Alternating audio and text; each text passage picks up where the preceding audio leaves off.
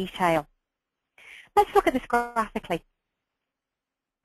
Let's say an application for payment is issued, and then we hit the due date. Normally, it could be a period of 5 days or a period of 7 days following the issue of the application for payment. The payer notice is mandatory and must be served within 5 days from the due date. Okay? It's a mandatory notice. It must be served. That's what the Construction Act 2009 actually says.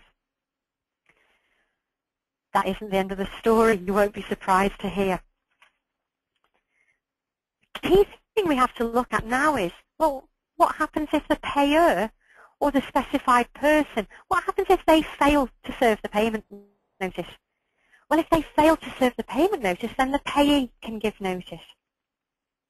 And if the payee notice in default is served, then the final date for payment is postponed by the same number of days between when the payment notice should have been issued and the date when the payee notice in default is issued. Yeah, I agree, this does sound complicated. We're going to have a graphic to look at this in a minute. But before we do, let's just have a look at the importance of the application for payment. Because under bullet point 3 on the slide, if the contract permits or requires a payee to serve a payment application before the payer or specified person serves the payment notice, then the payment application can serve as the payment notice or the default notice, and then the final date for payment isn't altered. Main contractors, I think you need to seriously consider whether you should actually be serving or should actually be requiring a subcontractor to serve an application for payment. In fact, all JCT contracts do require an application for payment or do suggest that a subcontractor can issue an application for payment. Subcontractors, remember, you've got to submit it in sufficient detail. Say 20 grand or say £50,000 on account is not sufficient. Well, what does this look like graphically? This is where we were up to before. Application for payment, X number of days later, we've got the due date. Within a maximum of 5 days following the due date, we've got the payer notice. And that's a mandatory notice.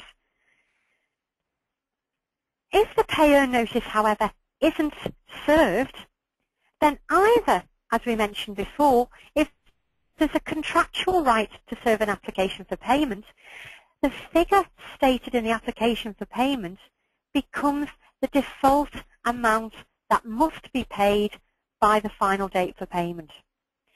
The application for payment must be served in the required way, in sufficient detail, and served within the required timescale. So there's 3 issues to be aware of there. But if the contract doesn't prescribe an application for payment, and that would certainly be the case with oral contracts, then this could happen. The payee, the person who should be receiving the payment, they can issue that notice themselves. Now, I've put there on the chart a made-up period of 8 days. It could indeed be 1 day after the payer notice or 30 days after the payer notice. Look at the 8 days on the payee notice and look now what happens to the final date for payment. That moves out by the same period of time.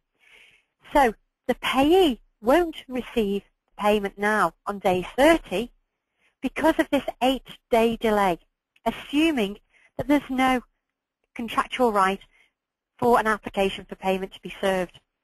The final date for payment is moved out 8 days. So whatever the amount that's stated in the payee notice, this could be a significant amount of money, then that must be paid by the final date for payment. And I can hear main contractors now thinking, there must be something else we can do. What have they done with the withholding notice under the Construction Act 1996? Well, you couldn't make this up.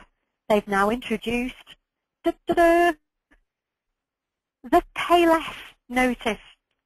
Yes, this isn't a trick or a joke.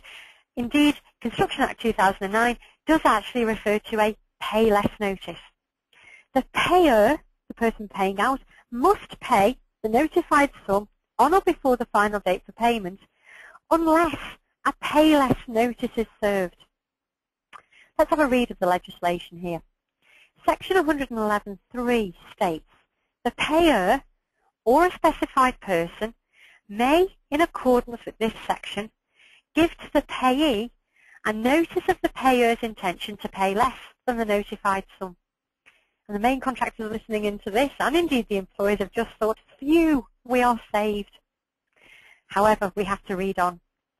Section 111.4 says, a notice under subsection 3 must specify. Again, pausing for effect. Make sure you listen to this next bit. The sum that the payer considers to be due on the final date, on the date the notice is served. Let me say that again. The sum that the payer considers to be due on the date the notice is served. Well, if you're going to serve a pay less notice, that isn't going to be served on the original due date.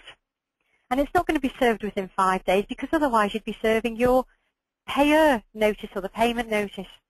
It probably is going to be served, let's say, on day 14.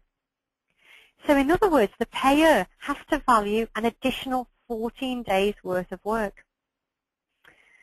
Also, that notice has got to state the basis on which that sum is calculated. Let's have a look at this graphically. So this was the first slide. We had an application for payment, and you can see there the mandatory payer notice within 5 days. If the payer notice isn't actually issued, if there's a contractual right to issue an application for payment, then this is the notified sum, and this must be served by the final date for payment. If there is no contractual right for an application for payment, then a payee notice can be served. But the final date for payment is delayed by 8 days, giving, in my example, a payment period of 38 days. The pay less notice, here we go. Let's say that the pay less notice is served 4 days before the final date for payment. So 30 days original payment period. The pay less notice is served 4 days before, so in other words on day 26. The main contractor now has to value all the work that the subcontractor has done in that 26-day period. That could be a significant sum and may actually defeat the whole purpose of the pay less notice. He may now be paying more than the amount he wanted to withhold, because of course withholding notice are no longer valid.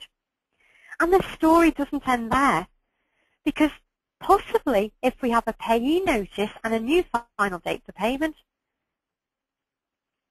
let's say the pay less notice could actually be issued even later than that.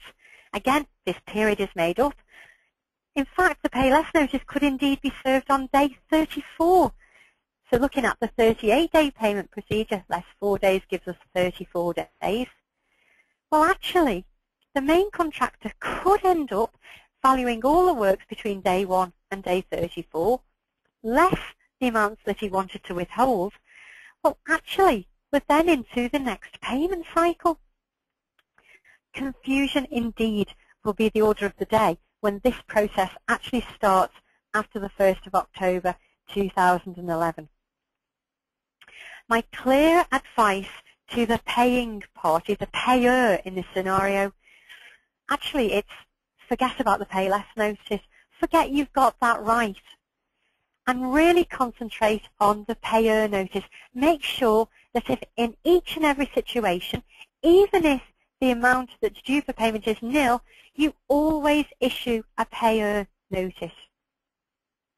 Definitely do not leave the possibility up to a pay less notice, because I do think there will be situations where the whole purpose of the pay less notice will be defeated because you've got to value extra work along those lines.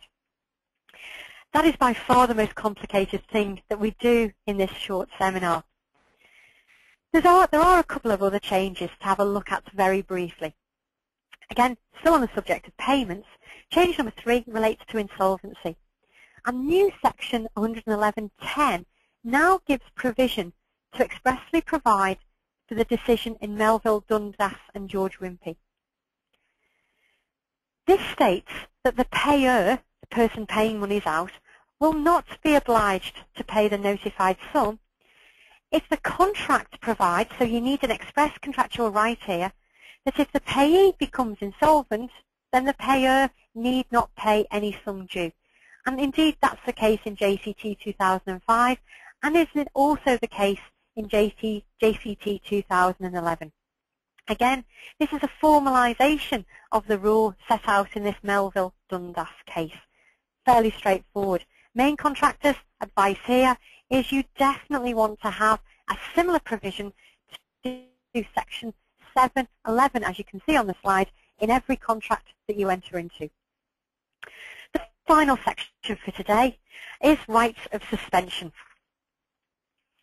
covered by Section 145 of the Construction Act 2009.